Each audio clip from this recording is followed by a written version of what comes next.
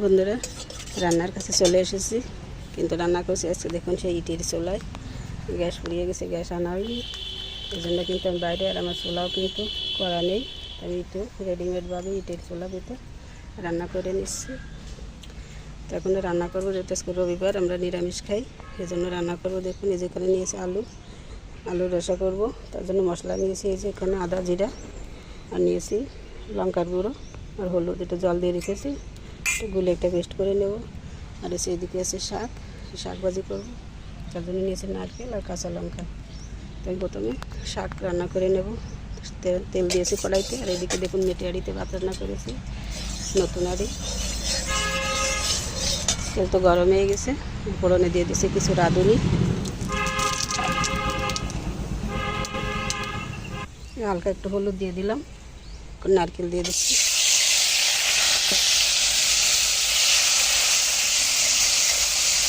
নারকেল ভালো করে ভেজে নেব।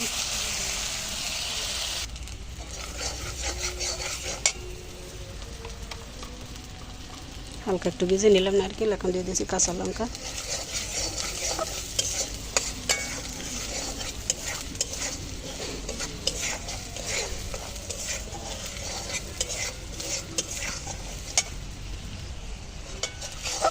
নারকেল কাঁচা লঙ্কা ভেজে নিলাম, সুগন্ধ ছেড়েছে। এখন দিয়ে দিচ্ছি শাক।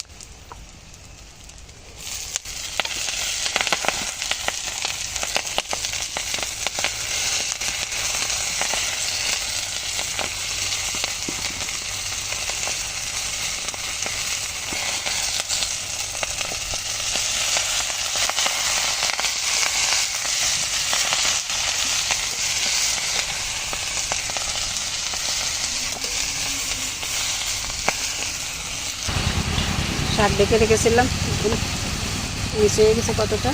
লবণ দিয়েছি, আর এই যে হলুদ দিয়েছি পরিমাণ মতো দিয়ে দিচ্ছি।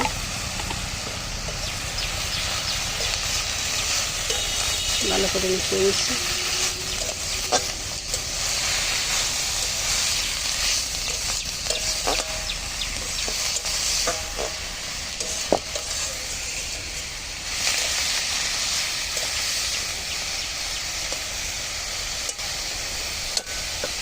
দেখে দিচ্ছি,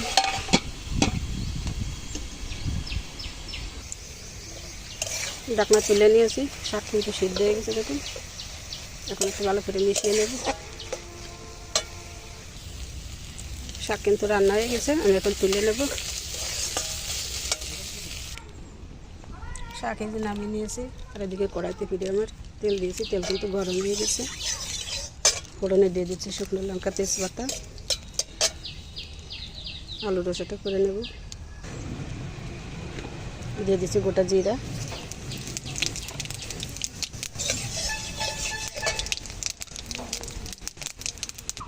ফোড়ন খুব সুন্দর করে ভেজে নিয়েছি, এখন দিয়ে দিচ্ছি আলুগুলো।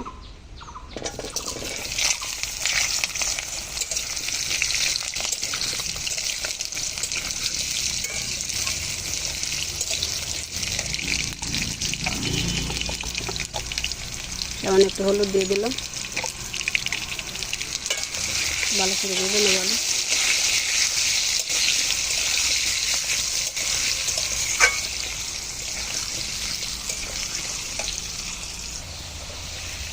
আলু তো ভালো করে ভেজে নিলাম, এখন দিয়ে দিচ্ছি এগুলো দেখো মশলা।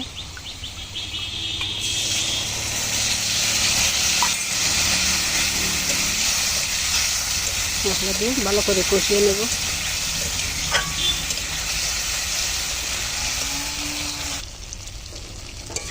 মশলা দিয়ে দেখুন খুব সুন্দর করে কষিয়ে নিয়েছি আলুর সাথে, তেল ভেজেছে মশলা থেকে। এখন জল দিয়ে দেবো।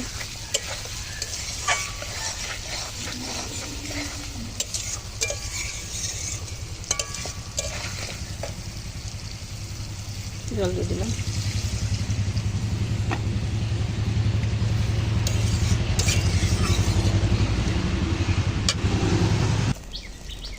তরকারি খুব সুন্দর ফুটতে শুরু করেছে, এখন আমি একটু নেড়ে ছেড়ে ঢাকা দিয়ে দেবো। দিচ্ছি,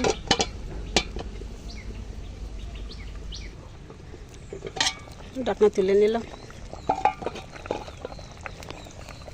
তরকারি কিন্তু ফিরে হয়ে আসছে। দিয়ে দিচ্ছি পরিমাণ মতো লবণ।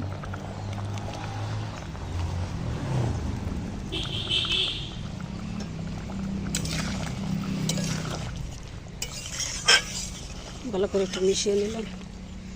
দেখুন কত সুন্দর গলে গেছে আলু, একদম সিদ্ধ হয়ে গেছে সুন্দরভাবে।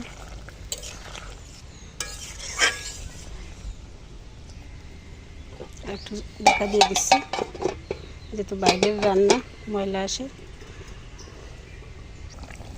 ঢাকনা আবার তুলে নিয়েছি। ঝোল কিন্তু হয়ে গেছে রান্না। আমি একটু পাতলা ঝোল রাখবো, যেহেতু আমাদের ঝোল লাগে।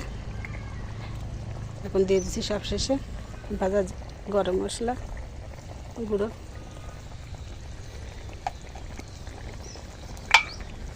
আর দিচ্ছি জিরার গুঁড়ো পরিমাণ মতো। ভালো করে মিশিয়ে আমি তরকারি ঢেলে নেব। রান্নার মাঝে কিন্তু রোদ এসে গেছে, কড়ার ভিতরে রোদ পড়ে গেছে।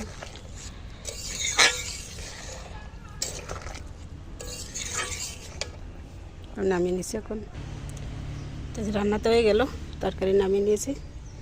তো ঝোল কিন্তু একটু বেশি দেখা যাচ্ছে, তো এতটা ঝোল থাকবেও না, যেহেতু আলু কিন্তু খুব সুন্দর গলে গেছে, একদম মোমের মতো। আলুতে ঝোল কিছুটা টেনে নেবে, আর ঝোল আমাদের একটু বেশি লাগে, এই জন্য কিন্তু এটুকু রেখেছি। তো বন্ধুরা, কেমন লাগলো বাইরে ইটের চুলায় রান্না কমেন্ট করে জানাবেন। আর ভালো যদি লাগে রান্নাটি, চ্যানেলের সাথেই থাকবেন, সাবস্ক্রাইব করে রাখবেন। আর ইউটিউব ফেসবুক থেকে যারা দেখবেন চ্যানেলটিকে ফলো দিয়ে রাখবেন। তো বন্ধুরা, সবাই ভালো থাকুন, সুস্থ থাকুন। আজকের মতো এই পর্যন্তই। ধন্যবাদ সবাইকে এতক্ষণ আমার সাথে ভিডিওটি দেখার জন্য। অসংখ্য অসংখ্য ধন্যবাদ সবাইকে। নমস্কার।